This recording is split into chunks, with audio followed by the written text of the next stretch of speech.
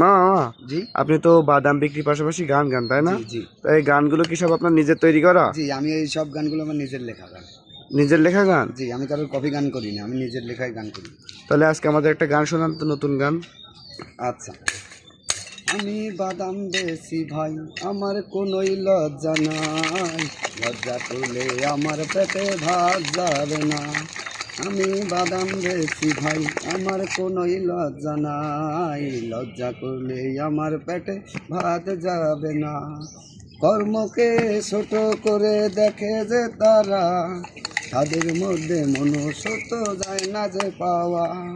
কর্মকে ছোট করে দেখে যে যারা, তাদের মধ্যে মনুষ্যত্ব যায় না পাওয়া।